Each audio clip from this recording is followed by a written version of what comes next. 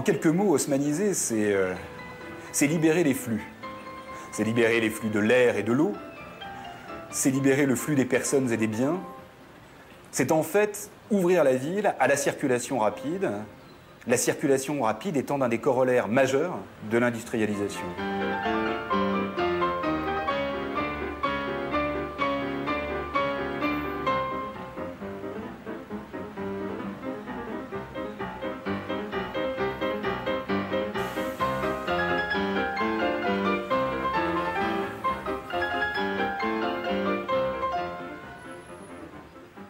La vie d'Haussmann est une immense traversée du XIXe siècle. Né en 1809, mort en 1991, ça fait pratiquement 82 ans, pendant lesquels la France a connu des changements de régime très spectaculaires. C'est une histoire très riche.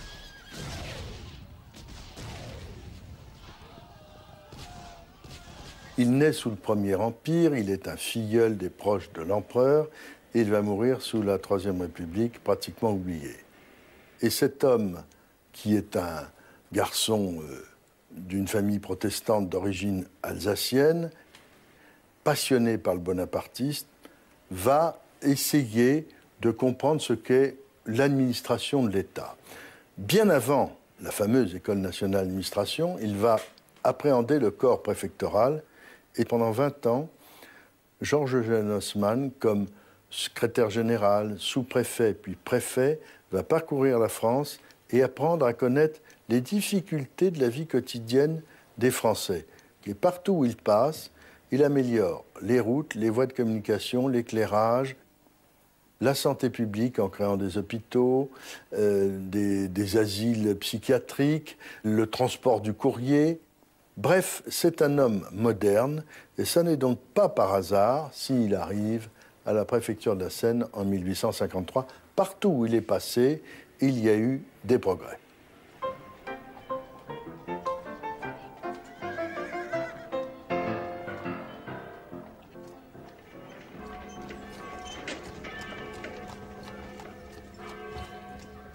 On a un peu noirci le tableau du Paris avant Haussmann, mais c'est vrai qu'il y avait encore beaucoup de ruelles médiévales qui étaient trop étroites, où on ne pouvait pas passer en voiture, même avec les voitures à chevaux.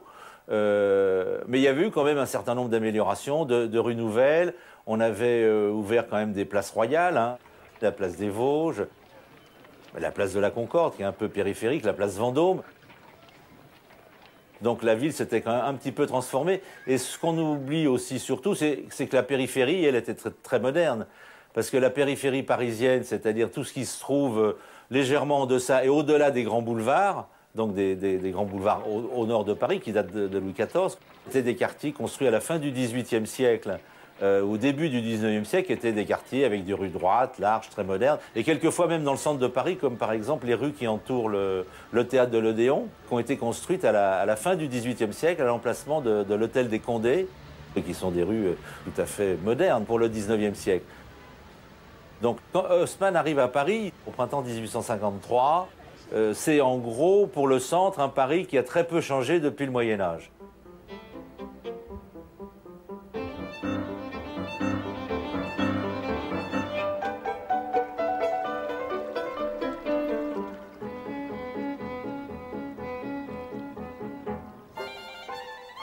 Cela fait longtemps que la ville est un foyer culturel majeur, un bassin humain très important, un bassin de création technique, de création artistique. Et donc, ce passé glorieux a laissé des stigmates dans la ville. Car en plus de tout le lacis de ruelles que bordent les maisons qu'habitent les Parisiens, les nombreux Parisiens, il y a aussi tous les fleurons de ces apogées successifs. Il y a le théâtre des grandes cérémonies régaliennes, il y a donc des palais, des hôtels particuliers, des églises, des temples. Et donc Paris est une ville qui est un mélange d'accumulation vernaculaire, je dirais d'accumulation domestique, les maisons, et de joyaux consacrés à la célébration de la puissance, de la gloire, qui se juxtaposent sans ordre précis, sans véritablement recherche de point de vue ou de mise en scène générale. La population, pour l'essentiel, vit dans le cœur de Paris, car c'est le cœur de Paris qui bat pour l'ensemble de la capitale, probablement pour l'ensemble du royaume ou de l'Empire. Donc cet habitat, à la fois ancien et surpeuplé, évidemment pêche par insalubrité, obscurité, inaccessibilité, une inadaptation au monde moderne qui se profile au milieu du XIXe siècle. En fait, Paris est une ville qui n'est pas du tout préparée à la mutation que lui impose la révolution industrielle.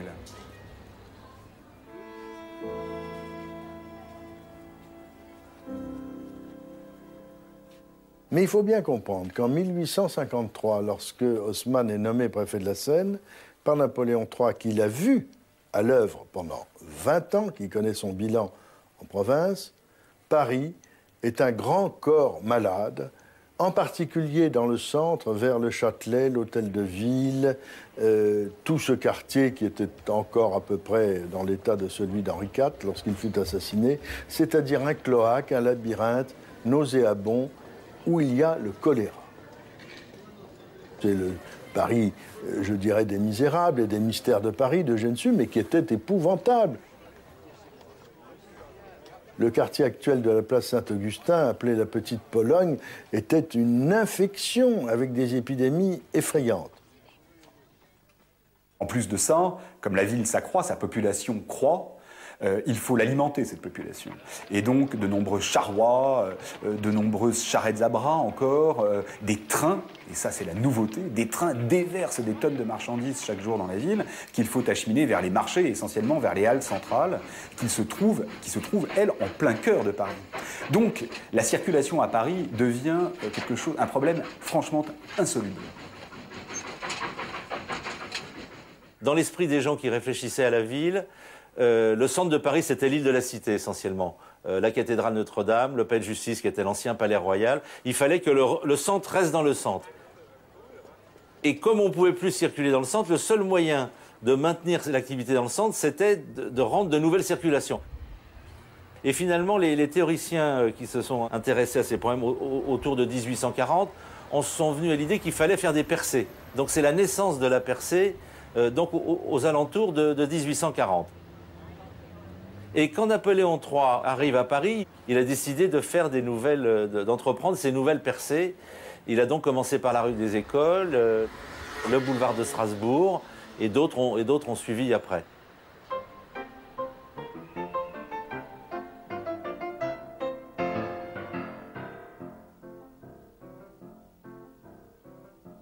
Quand, en 1853, Haussmann est appelé à Paris, Napoléon III a déjà une idée assez précise des percées qu'il va devoir effectuer. Il manque cependant un plan d'ensemble, il manque aussi une méthodologie.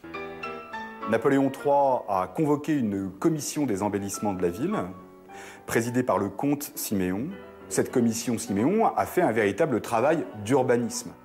Napoléon III est bien conscient que si les travaux doivent être menés tambour battant, il faudra une équipe municipale soudée, unie. D'autre part, Napoléon III cherche aussi un organisateur capable de réunir les moyens matériels et humains nécessaires à un chantier si vaste, mené de front sur plusieurs endroits différents, avec des moyens économiques, humains et matériels et techniques tout à fait inédits. L'empereur l'a accueilli en lui montrant un plan de Paris, en lui disant « voilà ce que je veux faire ». Nous étouffons dans nos vieux murs. Nous sommes encore dans une époque vraiment de miasmes, de microbes. C'est épouvantable. Il faut de l'air, des boulevards, des avenues larges, de l'éclairage, etc. Et Haussmann est l'homme qui va exécuter. Alors, eh bien, ces deux hommes constituent, je dirais, une autorité bicéphale qui s'entend très bien. C'est donc une extraordinaire association qui explique qu'en seulement 17 ans, cette monumentale et gigantesque transformation de Paris sans précédent ait pu avoir lieu.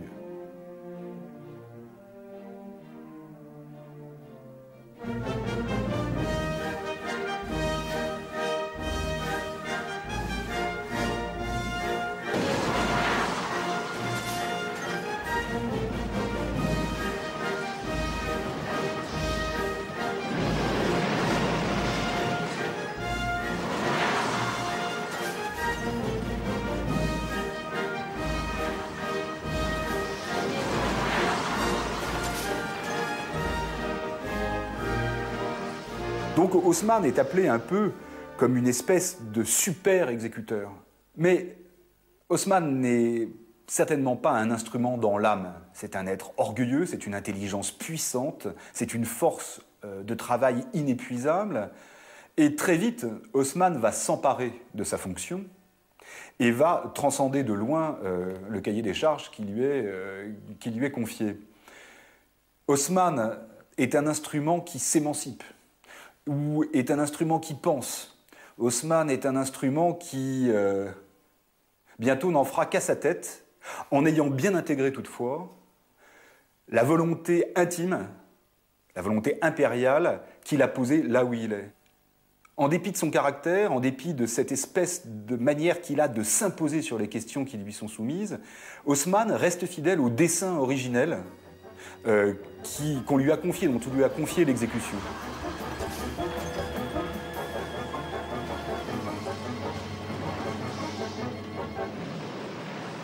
Et officiellement, le rôle d'Haussmann, au sens strict du terme, est de s'occuper des enquêtes d'utilité publique pour les expropriations, puisque quand on veut faire une percée, il faut exproprier, démolir, ouvrir la voie, reconstruire, donc en fixant un alignement, en fixant un nivellement pour que les seuils des immeubles ne se trouvent pas en dessous ou en dessous de la chaussée. Donc ça s'appelle le nivellement. Et donc tout un système qui n'a pas été inventé par Napoléon III Haussmann, mais qui a été extrêmement perfectionné, par nécessité, parce qu'on s'est mis à faire tellement de percées qu'il fallait vraiment avoir un service réseau point. Et peut-être une des choses qu'a apporté Haussmann personnellement, à part les modes de financement, c'est le problème des services techniques de la ville de Paris.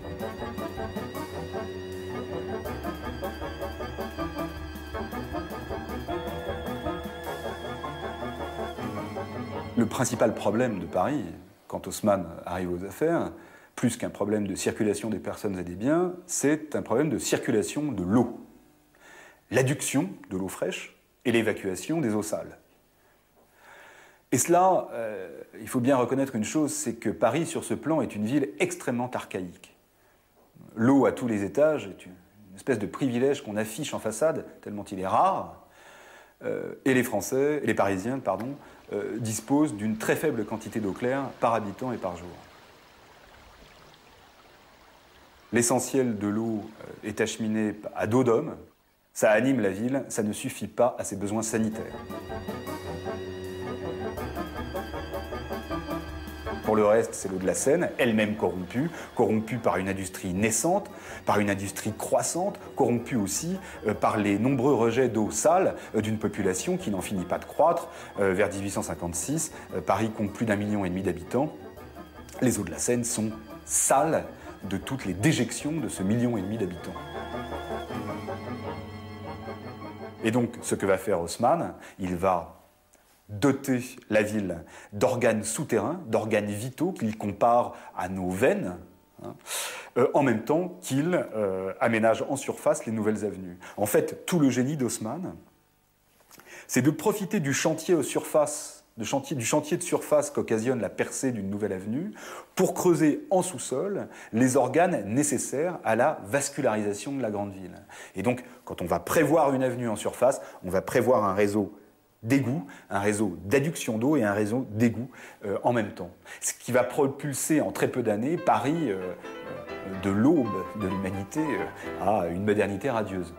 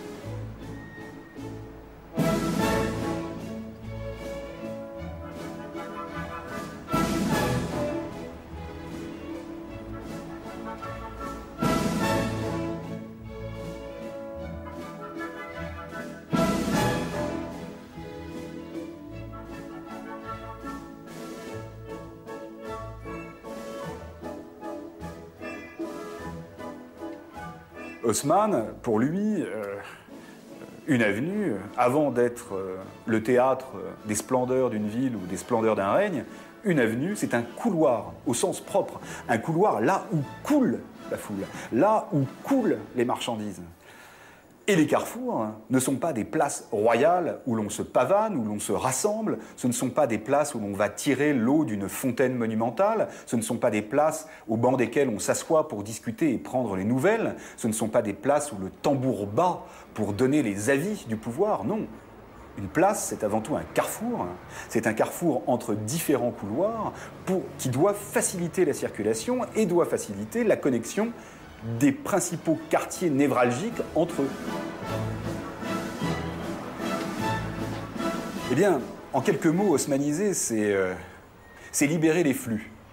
C'est libérer les flux de l'air et de l'eau. C'est libérer le flux des personnes et des biens. C'est en fait ouvrir la ville à la circulation rapide étant un des corollaires majeurs de l'industrialisation.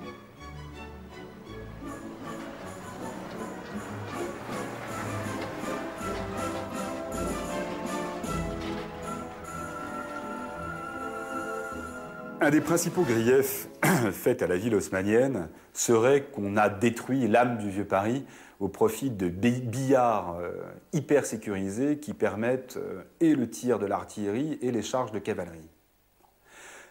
C'est une légende que l'historiographie républicaine a énormément gonflée après la chute du Second Empire.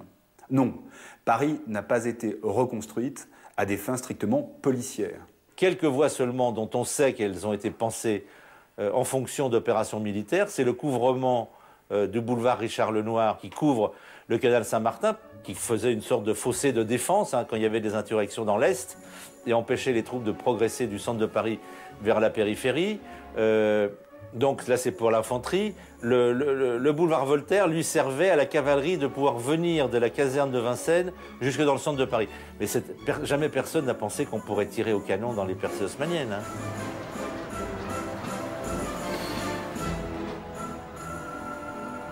C'est un homme qui croit véritablement dans la modernité, mais ce qu'il entend soutirer à la modernité, plus qu'une émancipation intellectuelle, c'est une espèce de bien-être matériel.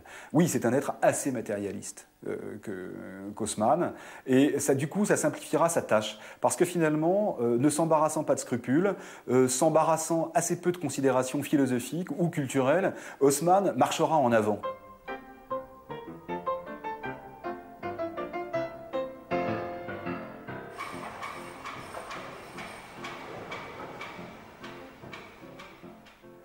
Il va donc appréhender les travaux qu'on lui confie de manière extrêmement systématique et donc va les serrer d'une certaine manière. Il va faire trois séries de travaux, les réseaux. Le premier réseau va consister à moderniser cette croisée antique. Cette croisée antique avait pour mission essentiellement de relier la gare de l'Est et la gare du Nord d'une part à la gare de l'Ouest, la gare Montparnasse, au sud, et surtout de relier les lieux de pouvoir, le Louvre et l'Hôtel de Ville, et de créer une espèce d'axe Est-Ouest qui desservira en même temps le nouveau quartier des Halles, car dès la fin de la monarchie de Juillet, il est prévu de reconstruire les halles centrales de Paris et de les vasculariser. Ça veut dire de les desservir par toute une série de réseaux qui convergent vers elles et permettent l'apport comme l'évacuation des marchandises.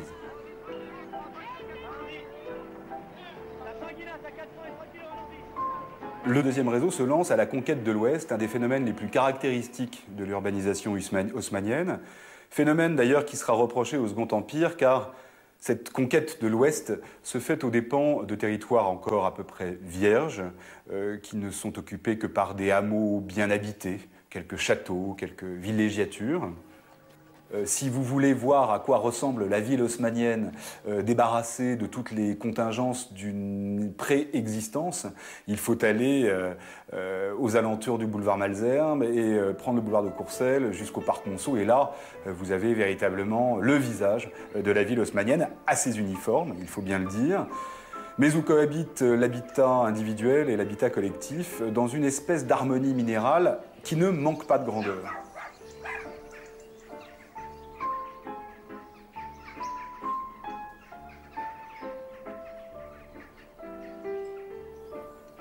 Enfin, le troisième réseau, lui, vise essentiellement à greffer les nouveaux quartiers, les quartiers qui ont été annexés en 1860, c'est-à-dire tous les faubourgs de Paris, compris entre l'ancienne enceinte des fermiers généraux et l'enceinte bastonnée qu'avait construite Thiers sous le règne de Louis-Philippe. On étend Paris. Passer à 20 arrondissements, de 12 à 20, c'est considérable. Il n'y a pas de changement de numérotation. On ajoute des numéros de 12 à 20. Et dès les années 1861-62, toute l'Europe considère que Paris a fait un progrès parce qu'on voit les adresses, on peut savoir où on habite maintenant, ce qui n'était pas le cas avant, c'était très romantique. Et ça fait une transformation formidable. C'est une grande découverte. Je dirais que le Parisien prend connaissance d'habiter Paris, vraiment à ce moment-là. Ça n'est pas un hasard si Offenbach invente la vie parisienne à ce moment-là, avec ses cafés, ses boulevards, ses restaurants, ses illuminations, ses égouts assainis. Il y a tout un service de moyens pratiques qui sont proposés aux Parisiens qui n'existaient pas avant.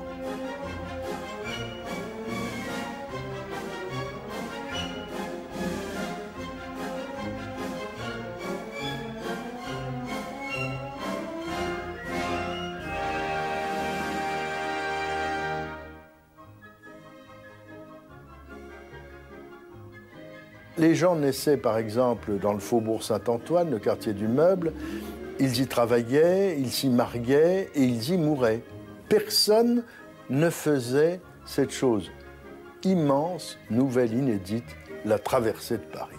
C'est Haussmann qui invente la traversée de Paris avec la Compagnie Générale des Omnibus en 1855, qui permet aux gens, moyennant un très faible prix, de traverser la ville et de la découvrir, d'aller d'un village à l'autre. Ça, c'est une révolution.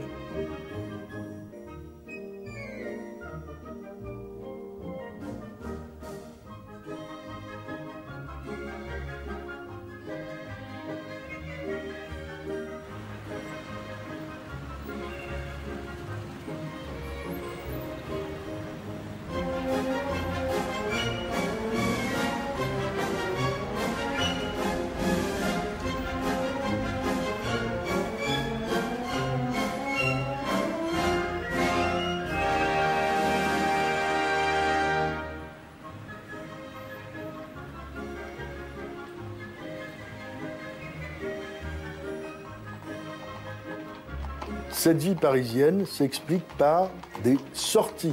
On va dans le centre. Et que trouve-t-on dans le centre? Une formidable innovation, les premiers grands magasins. C'est évidemment avec Boucicaut et le Bon Marché que l'on vit une révolution incroyable. Le client peut rentrer, examiner les articles qu'on lui propose. L'accès est libre, il n'est pas obligé d'acheter. C'est une fantastique révolution.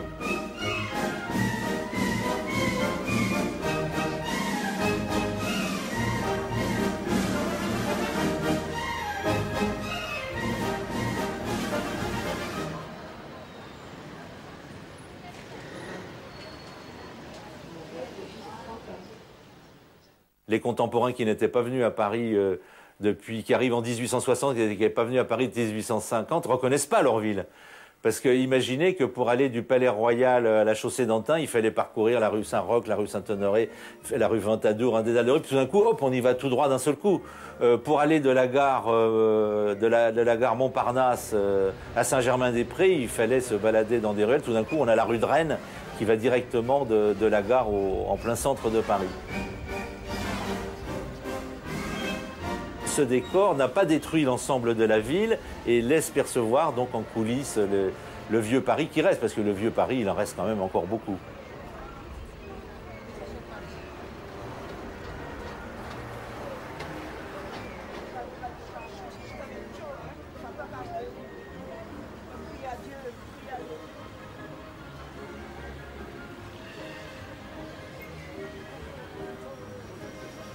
Alors ce que vont critiquer certaines personnes, c'est l'esthétique haussmannienne, qui est une esthétique très, très rigide, très répétitive, avec des immeubles qui sont presque tous les mêmes, volontairement.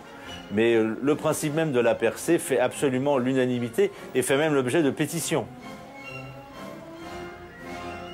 En 18 ans de préfecture haussmannienne, en fait 17 ans et demi, on peut résumer ainsi l'œuvre d'Haussmann. On peut dire que 80 000 ouvriers auront construit à peu près 40 000 immeubles, auront creusé presque 600 km d'égouts, percé 64 km de voies nouvelles, planté 80 000 arbres et rénové et le bois de Boulogne et le bois de Vincennes.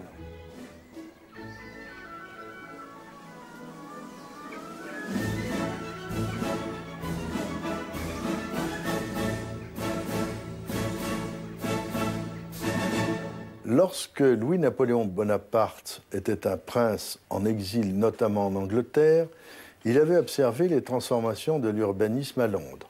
La création d'artères assez larges, de squares, d'espaces verts. Et il avait un rêve, le futur empereur des Français, c'était de donner des poumons à Paris. Londres avait cette chance, en fait, grâce à l'incendie de 1666, qui avait détruit la ville médiévale, et on avait construit à la fin du XVIIe siècle et au XVIIIe siècle une nouvelle Londres qui était beaucoup plus moderne que l'était Paris, qui n'avait jamais connu de grand incendie. D'ailleurs, c'est une remarque de Voltaire qui, dans les embellissements de Paris, en 1745, écrit « Dommage que Paris n'ait pas eu un grand incendie qui aurait permis de moderniser la ville ». Donc, beaucoup d'amputations imputables à Haussmann, en contrepartie desquelles il a créé effectivement 2 parcs. Le parc Montsouris, créé ex nihilo, et le parc des Buttes-Chaumont, qui a pris place sur un ensemble de carrières à ciel ouvert, de carrières de plâtre, carrières de plâtre qui, depuis longtemps désaffectées ou en partie désaffectées, étaient le royaume de toutes sortes de ribaudes et de truands. On s'y assassinait gaiement, on y négociait des étreintes à bas prix, etc. Haussmann en a fait une espèce d'Éden magnifique. Enfin, Haussmann, Alphand et Barillet-Deschamps, plus exactement, les préposés à ce genre d'aménagement, en ont fait une espèce de Suisse en vase clos absolument spectaculaire.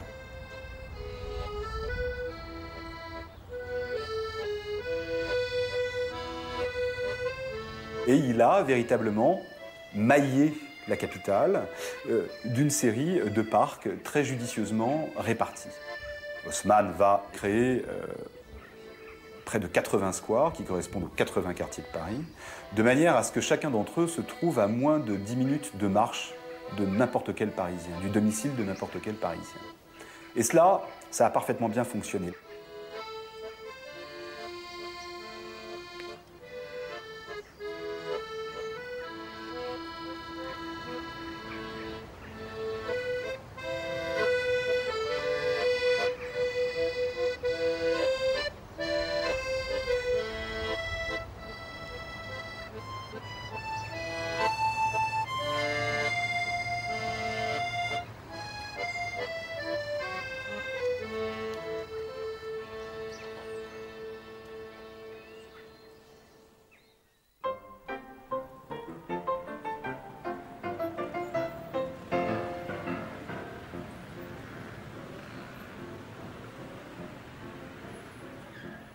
Haussmann va promouvoir une architecture sérielle, c'est-à-dire la répétition à l'infini d'un certain nombre de modèles, on dirait aujourd'hui de modules. Il est vrai que même si la plupart des contrats de construction sont des contrats sous seing privé, sont des contrats d'ordre privé, la préfecture n'en décerne pas moins à chaque concessionnaire un ordre de route qui l'oblige à recouvrir, en tous les cas à construire les façades sur rouille en pierre de taille, à doter ces façades de balcons filants, hein, c'est ce qui accentue les perspectives des grandes percées haussmanniennes, préconisation qui également intime au constructeur de faire un retrait sous comble du 5e étage, de manière à ce que le soleil puisse pénétrer au plus profond des voies nouvelles. Pour autant, on peut dire que cette systématisation, cet appel permanent à la forme classique, notamment à la planéité des façades, va probablement retarder de quelques 20 ou 30 ans l'éclosion d'une architecture complètement nouvelle à Paris. C'est-à-dire qu'en fait, l'immeuble haussmannien n'a fait que répéter par milliers, à l'infini, un type d'immeuble qui était celui de la fin de la monarchie de Juillet. Il n'y a pas eu de révolution fondamentale, mais on l'a produit en quantité et on a imposé des normes de qualité. Parce que quand j'ai commencé à travailler sur Haussmann, il y a une vingtaine d'années, j'étais persuadé qu'il y avait un règlement haussmannien sur les immeubles. Mais je ne le trouvais jamais. Et je ne le trouvais pas parce que je l'ai cherché et qu'il n'existe pas. Donc comment ça se passait? Pourquoi les immeubles se ressemblent-ils, les immeubles haussmanniens? Alors qu'ils sont des immeubles donc, qui, comme les immeubles dans la même voie qui est tracée depuis le début du XIXe siècle, qui font des appartements pour des bourgeois conçus selon le principe des appartements aristocratiques. C'est-à-dire que l'appartement aristocratique se construit sur une enfilade, c'est-à-dire qu'une circulation sans couloir qui est en façade, c'est-à-dire du salon, de la salle à manger, des différents salons. On longe la façade, les portes sans fil, donc on appelle ça une enfilade, sans couloir, hein, sans dégagement, sans corridor, sans vestibule. Ça, c'est l'appartement noble, comme il y a dans les châteaux ou dans les hôtels particuliers. La bourgeoisie se l'approprie. Par contre, derrière, il y a les services. Là, il y a les couloirs, les vestibules, là, il y a la cuisine, là, il y a les chambres des domestiques, ainsi de suite. Et ça donne sur cour, ça.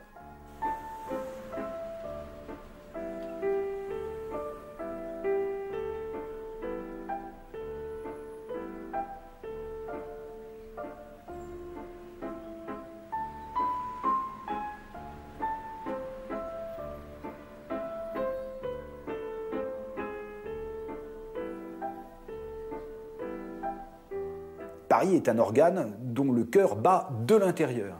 Et donc, c'est de l'intérieur qu'on travaille, qu'on commerce, qu'on achemine les denrées. Et quand on va toucher à l'intérieur de la ville pour le rénover, cet intérieur insalubre, eh bien évidemment, on va expulser la population qui s'y trouve. Et la population la plus nombreuse est aussi la plus défavorisée, et c'est encore celle qui vit dans le cœur de Paris. Donc, en s'attaquant au cœur de Paris, Haussmann s'attaque au pénate du peuple de Paris. Haussmann considère que les classes les plus défavorisées sont des classes dangereuses, que ce sont dans ces rangs que se recrutent les principaux révolutionnaires, les séditieux, les factieux, et que l'insurrection naît de la bourbe prolétarienne. Mais ce n'est pas pour cette raison que sciemment il va déloger les populations ouvrières ou les populations défavorisées pour aller les reloger ailleurs. Non. Il se trouve qu'effectivement, les parties les plus insalubres de la ville sont celles qui sont, depuis la nuit des temps, dévolues aux populations les plus modestes.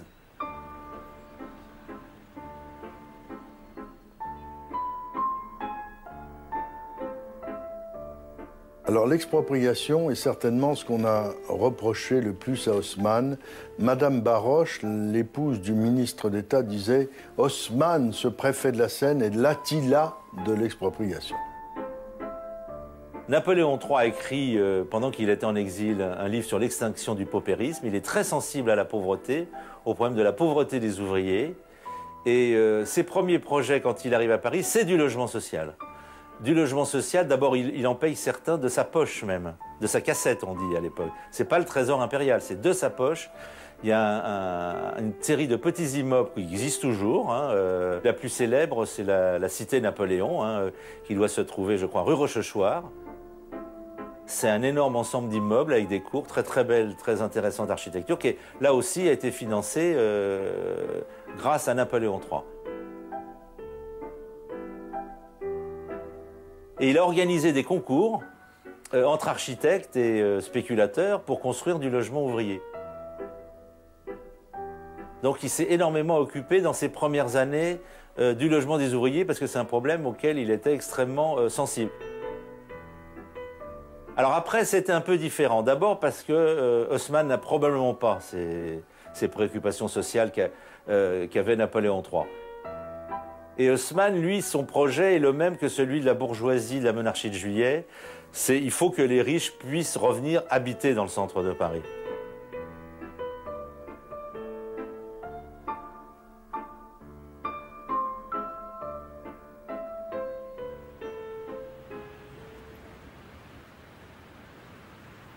C'est qu'effectivement, en dépit des innombrables immeubles reconstruits sous la magistrature haussmannienne, on constate la quasi-absence de programmes ouvriers. Il y a très peu de logements ouvriers, très peu de cités ouvrières. En fait, l'habitat social n'est pas une préoccupation du baron Haussmann. Des fourriéristes, des saint-simoniens, des hygiénistes, des architectes, des urbanistes, des ingénieurs, des grands seigneurs songent à l'amélioration de l'habitat social et à ce moyen décent, chrétien pour tout dire, de loger les plus nombreux qui sont aussi les plus démunis.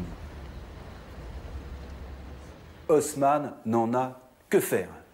Il s'en fiche. Haussmann construit une ville pour l'éternité. Il veut qu'elle fonctionne comme un instrument bien huilé, et quand vient l'exposition de 1867, espèce de chant du cygne du règne, comme ça, se pose la question de l'habitat social, parce que la contestation monte, parce qu'il y a plus en plus de gens qui trouvent que précisément la ville qu'on construit à la place de la Bauge ancestrale est une ville qui n'est pas faite pour le plus grand nombre, qui n'est pas faite pour les Parisiens. On commence à trouver ces chantiers interminables, on n'en voit plus le profit qu'on peut en tirer. Et des voix s'élèvent parmi les députés de l'opposition, parmi les intellectuels, parmi les penseurs, parmi tous ceux que je vous citais tout à l'heure, des voix s'élèvent qui veulent que Paris enfin soit construite pour les Parisiens.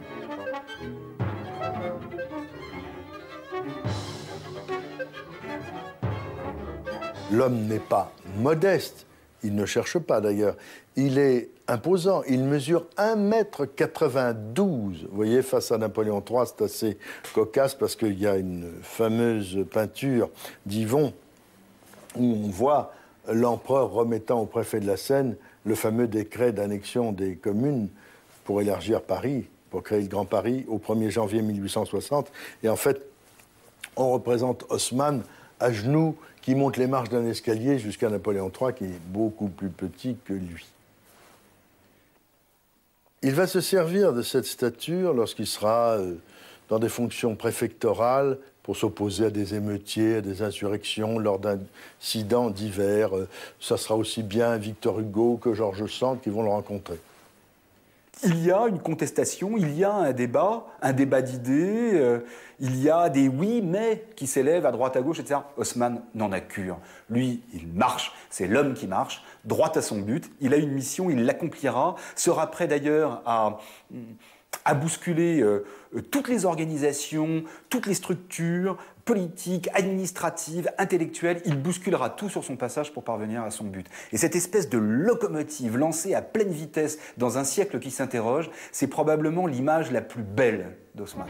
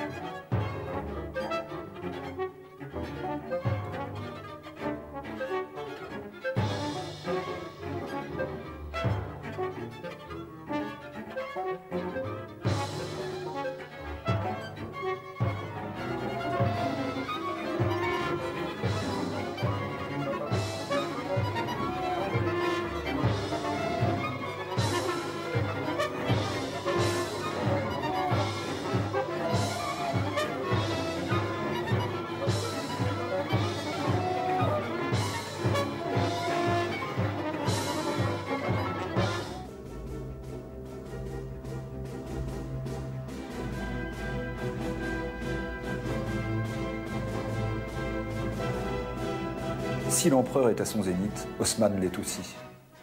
Et 1860, du point de vue de la magistrature haussmannienne, c'est l'année de l'annexion des banlieues. C'est aussi l'année de l'achèvement des premiers grands travaux.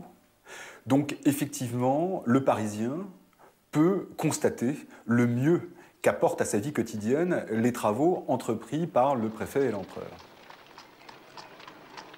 1860, c'est encore une période de bien-être et surtout de bonne santé financière. L'argent ne manque pas, il est facile de lancer des emprunts.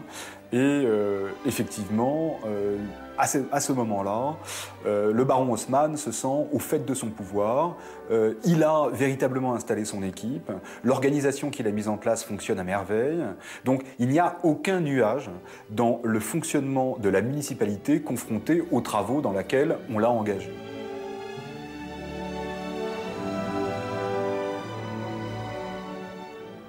Haussmann arrive à la conjonction de deux phénomènes.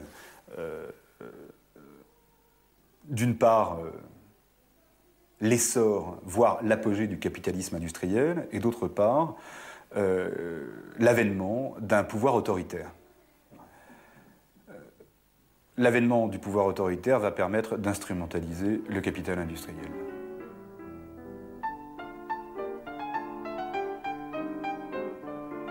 Et ça, Haussmann va savoir le faire parfaitement. Il va savoir jouer de tous les mécanismes financiers que lui offre cette conjonction providentielle.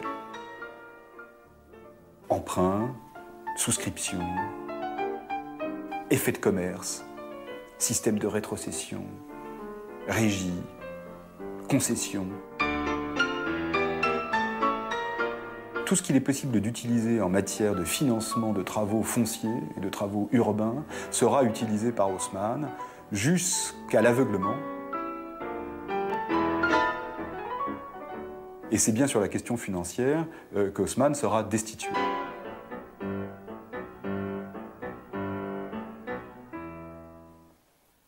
L'idée initiale de l'emprunt est une idée du duc de Persigny, donc qui a eu l'idée, à partir du budget modeste de la ville de Paris, de s'en servir pour payer les intérêts d'emprunt. Mais très vite, il s'est avéré que les emprunts devenaient gigantesques. C'est-à-dire qu'on a fait des emprunts de 50 millions, de 100 millions, de 150 millions. Et il faut quand même savoir que l'endettement était une chose qui effrayait tout le monde à l'époque. Hein, c'est pas une chose nouvelle. Il faut savoir que quand même une bonne partie des révolutions qui ont eu lieu en France, notamment celle de 1789, venaient sur l'endettement de l'État. C'est-à-dire que le royaume était, en 1789, totalement endetté. Donc les penseurs politiques avaient cette idée que l'endettement est source de révolution possible. Le génie d'Haussmann est d'avoir inventé ce qu'on a appelé à l'époque des emprunts masqués. C'est-à-dire c'était des emprunts, mais ça ne s'appelait pas emprunt. Il a changé de nom. Il a appelé ça Caisse des travaux de la ville. Il a inventé un système de concession. Alors dans le système de concession, à la fin du Second Empire, les emprunteurs sont les entrepreneurs en fait. Mais en fait, c'est l'État qui emprunte. Mais on fait croire aux gens que officiellement, l'emprunt est pris par l'entrepreneur qui paye les travaux. Mais il faut bien que l'État le rembourse à un moment donné. Donc, par tout un tas de manœuvres, Haussmann a réussi pendant une dizaine d'années, et c'était un génie il aurait fait un trader absolument idéal, c'était un génie de la finance. Il a réussi pendant 10 ans à endetter la ville de Paris de centaines de millions d'euros sans que les Parisiens s'en aperçoivent. Et c'est un journaliste qui s'appelle Jules Ferry, futur ministre de l'Instruction publique, qui a écrit un petit pamphlet qui s'appelle les contes fantastiques d'Haussmann, donc en jouant sur le mot Hoffmann, évidemment qui a révélé le poteau rose qu'avait découvert des économistes compétents. Et c'est ça qui a entraîné la chute d'Haussmann, c'est ça.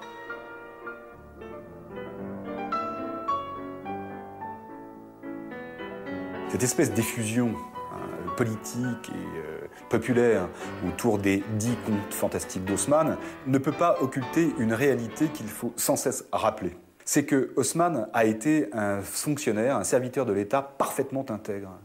Il ne s'est jamais enrichi. On s'est enrichi certainement, et c'est incontestable, hein, sur les travaux dont il a été l'initiateur. Il est vrai que les nouvelles configurations du foncier parisien ont donné lieu à des spéculations, à des magouilles, comme on dirait aujourd'hui, mais jamais Haussmann n'en a profité lui-même. Et jamais Haussmann n'y a mis la main lui-même. Quand il quitte l'Hôtel de Ville en 1870, donc Haussmann part les mains vides, les poches vides. Il ne faut jamais oublier que la transformation de Paris ne dure que 17 ans. Et encore, car les hivers rigoureux, la neige, le gel, les moyens techniques très limités. Je reste stupéfait que cette transformation de Paris qui allait permettre, par exemple, les travaux de Fulgence Bienvenue pour le métro en 1900. Si Haussmann n'avait pas commencé une première phase, ça n'aurait pas été possible dans des délais aussi rapides. Il aurait fallu attendre, comme des villes comme Moscou, etc., 1930, si vous voulez, pour le métro, par exemple. Et au Caire, vous trouvez encore des vieux lampadaires qui datent du temps d'Haussmann. Et dans les universités américaines, on enseigne cet art de l'urbanisme dispensé par un homme qui, encore une fois, n'était ni architecte, ni ingénieur, qui n'avait passé aucun concours, qui était un haut fonctionnaire, mais qui savait rassembler les talents et les diriger.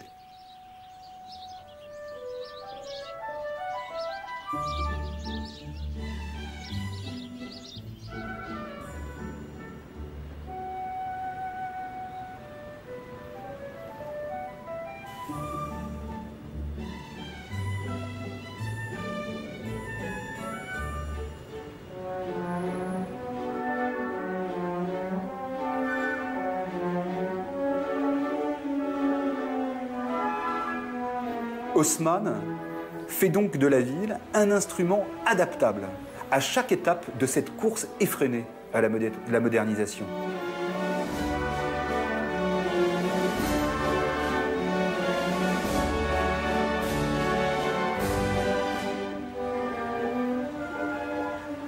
Pour illustrer mon propos, je vous dirais juste une chose, c'est que Haussmann ne songe à aucun moment à la circulation automobile.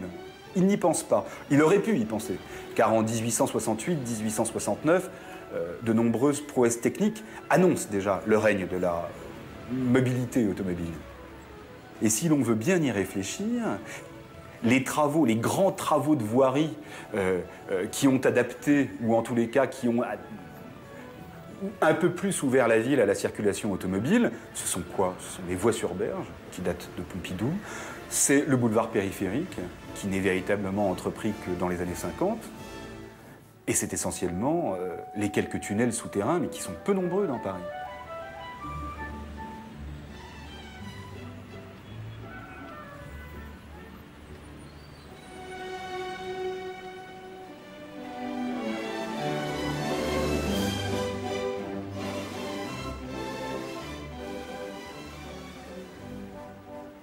Haussmann a assuré sa postérité.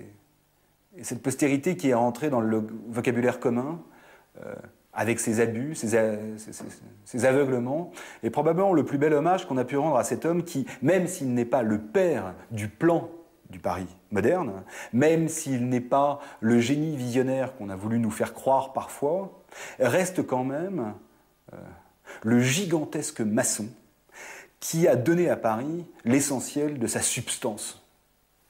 Oui, Haussmann est le géniteur de notre ville. En plus de ça, il est celui qui a porté ses limites à son maximum, à leur maximum. Les limites de Paris, on les doit à Haussmann. Alors qu'aujourd'hui, on songe au Grand Paris, sans vouloir d'ailleurs étendre les limites administratives de la ville, alors même qu'on songe à harmoniser l'urbanisme des banlieues, des faubourgs, etc. Évidemment, on est bien contraint de parler d'Haussmann. On est bien contraint de parler d'Haussmann. Mais Haussmann gêne, parce qu'il procède d'un pouvoir autoritaire, on comprend que ça gêne. Il gêne aussi parce que, on le sait tous, le succès d'Haussmann procède de l'aisance avec laquelle il a pu envoyer valser, passez-moi l'expression, toutes les contestations qui se sont faites contre son plan et ses projets. Il bénéficiait de l'appui du pouvoir central, et ça, cette espèce d'impunité avec laquelle il a agi, on aurait du mal à l'accepter aujourd'hui. Pourtant, on en rêve tous. Et tous ceux qui songent au Grand Paris songent secrètement à se glisser dans la défroque d'Haussmann.